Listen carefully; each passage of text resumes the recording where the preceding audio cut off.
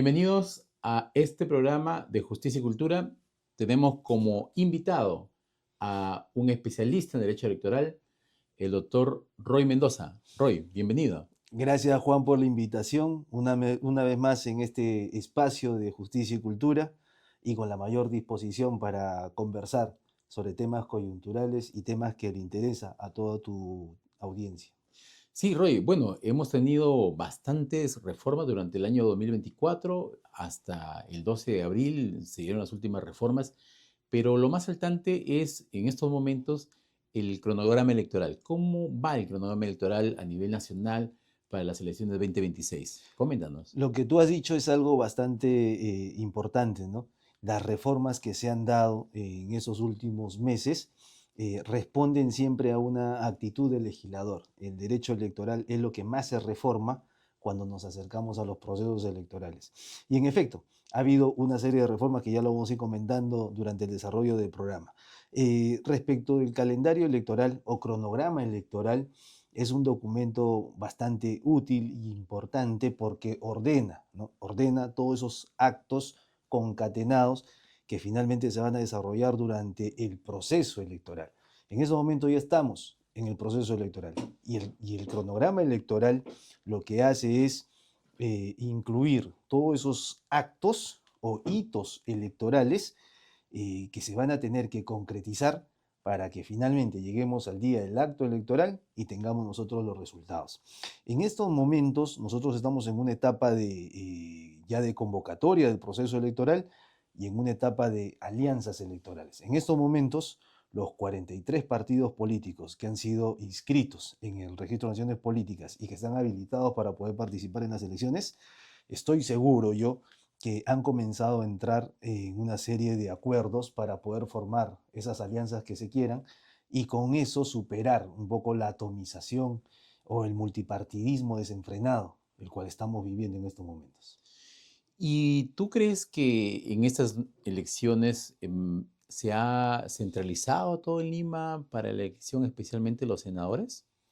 Eh, claro, lo que sucede es que la conformación propia o la constitución propia de los partidos políticos tiene como eje central Lima, ¿no? Si tú ves los partidos políticos son más de Lima, ¿no? Y sus comités provinciales que se requieren como requisito para su inscripción son meramente figurativos, no solo por cumplir el requisito, ¿no? Entonces, los partidos políticos eh, tienen que buscar, tienen que tender a alcanzar una representación, ¿no?, nacional. O sea, tienen que tener presencia a nivel nacional y no solamente limitarse a Lima. Entiendo yo que Lima es el mayor bolsón electoral y es por eso también que la mayor parte de curules, por ejemplo, en Senado, por ejemplo, en diputados, corresponde a Lima, porque estamos en un sistema proporcional y Lima tiene la mayor cantidad de electores. Pero eso no es óbice, no es escollo para que los partidos políticos tengan que eh, multiplicar su presencia, ¿no? Diseminar su presencia y fortalecer el sistema de partidos que hoy en día lo tenemos bastante alicaído. ¿Y crees que estos nuevos representantes que se van a elegir en realidad representen a el sentir de la población o tenemos normas que han sido solamente modificadas con la única finalidad de que los que ya están en el poder continúen en el poder? Bueno, la representación política desde hace ya muy buen tiempo ha venido cuesta abajo. El ciudadano no se identifica con la organización política, no se identifica con los políticos electos, ¿no?, los representantes electos. Hay una desafección por parte del ciudadano respecto a la práctica política, ¿no? Y eso se manifiesta, por ejemplo, en las estadísticas, ¿no? Las estadísticas nos dicen que el 77% de peruanos no comulga, no quiere formar parte de un partido político, ¿no? Y el 0%, y a veces hay algunos funcionarios, altos funcionarios, que llegan a una aprobación de 0%. Entonces, eso como que nos dice mucho de qué tan débil se encuentra el sistema político nuestro en estos momentos, ¿no? Nosotros esperamos, aguardamos la esperanza de que en el futuro, con un mejor sistema y con una mayor calidad de representantes, podamos recuperar esa confianza que debe existir en la población respecto de sus dirigentes para poder avanzar como país. ¿Y tú crees, Roy, que en esa línea el sistema electoral está trabajando, por ejemplo, el tema de las exclusiones? ¿Cómo se maneja el tema de las exclusiones ahora, no con la reforma ya de todo el sistema electoral? Claro, lo que pasa es que el sistema electoral, con las reformas que se han dado, siempre ha estado buscando la idoneidad de la oferta electoral. El candidato o la persona que se quiere que sea candidato, ¿no? Tiene que reunir ciertas cualidades, más allá de las exigencias mínimas que impone la Constitución, debe reunir ciertas cualidades morales, personales, ¿no? Por ejemplo, por ejemplo, desde el 2017 se tiene la ley 3717 que le obstruye y le impide a algunas personas postular a cargos de elección popular siempre y cuando hayan cometido delitos bastante lesivos a los bienes jurídicos de la sociedad, ¿no? Estoy hablando de corrupción de funcionarios, de delitos contra la libertad sexual, tráfico ilícito de drogas, ¿no? Y hasta hace poco era terrorismo y apología al terrorismo. Sin embargo, esta ley 3717 se interpuso contra ella un proceso de inconstitucionalidad, no se logró alcanzar los votos para poder declarar inconstitucional, pero en un proceso de amparo repetitivo, porque ya en el 2019 y en el 2022 sendos procesos de amparo han dicho que lo que señala esta ley, ¿no? Lo que señala esta ley es inconstitucional, porque supuestamente las personas condenadas por estos delitos de corrupción de funcionarios, aun cuando fueran rehabilitadas, no pueden postular, según la ley. Según la sentencia del Tribunal Constitucional en el año 2019, el caso Rolando Solís Casillas, ¿no? Se dice que se le ordena al Jurado Nacional de Elecciones a que no vuelva a afectar el derecho de participación política y que acate la inconstitucionalidad de esta última frase, ¿no? Entonces, el Jurado Nacional de Elecciones, como ente máximo en justicia electoral, ya se ha manifestado al respecto, ¿no? Y ha dicho que la sentencia ordena y tiene efectos interpartes. El jurado acata lo que dice la ley y la ley impide a las personas condenadas por corrupción de funcionarios, por libertad sexual o por tráfico ilícito de drogas, a no postular, ¿no? Entonces, la norma se orienta a eso, se orienta a trabajar mucho la idoneidad del candidato y de quien finalmente va a acceder al cargo público, ¿no? Y eso Y, se ha repetido también en el 2022. y en esa línea hemos visto de que la norma sí establece la exclusión para aquellos que han sido condenados por corrupción. Pero vemos también que en una parte, en ese mismo artículo, se establece de que siempre y cuando estos actos de corrupción hayan sido cometidos en su función como funcionario público, ¿no? No como hechos aislados, como por ejemplo, de repente un funcionario público le entregó una dádiva a un servidor público que no es parte de su función y por lo tanto sí podrían postular. ¿Estás de acuerdo con esa apreciación? Porque eso es lo que establece la norma, ¿no? Si bien es cierto, excluye a todos aquellos que han sido condenados por corrupción, pese a estar rehabilitados, sin embargo, en un apartado establece de que sí podrían postular aquellos que han sido condenados por corrupción, que están rehabilitados, pero que no han sido condenados por corrupción en cumplimiento de sus funciones o en ejercicio de su cargo, ¿no? No, la norma es expresa, es clara, ¿no? Y aquel que ha sido condenado por delito de corrupción, ¿no? Está impedido de postular, aun cuando sea rehabilitado, independientemente de que si estás en el ejercicio del cargo o no. Si has sido condenado por ese delito de corrupción de funcionarios, no vas a poder postular. O sea, ahí el criterio también está cerrado desde 2022. Entiendo que hay un nuevo pleno en el Jurado Nacional de Elecciones que eventualmente podría cambiar el criterio, en tanto que no existe un precedente vinculante electoral. Pero lo que está haciendo el Jurado Nacional de Elecciones, interpretando la norma y acatando lo que se ha dispuesto desde el 2017, el 2019 y el 2022, creo yo que se va a reafirmar en su criterio y va a impedir a aquellas personas que son condenadas por delito de corrupción de funcionarios a poder postular en las elecciones generales de abril del 2026. Y podrán postular, pero supongo que también se le podrá imponer o solicitar una tacha, si es que, bueno, todavía no hay un pleno hasta las elecciones del 2026, ¿no? Claro, lo que sucede es que cuando los partidos políticos presentan sus candidaturas, presentan las listas de candidaturas, no lo hacen directamente al Jurado Nacional de Elecciones, sino lo hacen a los jurados electorales especiales, ¿no? Que se establecen para un determinado proceso electoral. Entonces, estos jurados electorales especiales tienen competencias en determinada circunscripción electoral. Entonces, el partido político, si quisiera, digamos, presentar candidaturas, la lista de candidatos acá en Lima, ¿no? Va a tener jurados electorales especiales y lo va a presentar al jurado. Lo que hace el jurado electoral especial es calificar ese pedido. Y si por ahí hay un candidato que ha sido condenado por delito de corrupción de funcionarios y se encuentra en la lista, ¿no? El jurado electoral especial va a tener que emitir una opinión, una decisión en primera instancia. Y esa decisión puede ser impugnada ante el Jurado Nacional de Elecciones. Y ahí es donde el Jurado Nacional de Elecciones puede reafirmar o cambiar de criterio. ¿Y qué pasa con aquellos que están procesados y que, bueno, están en plena postulación y les sale una condena?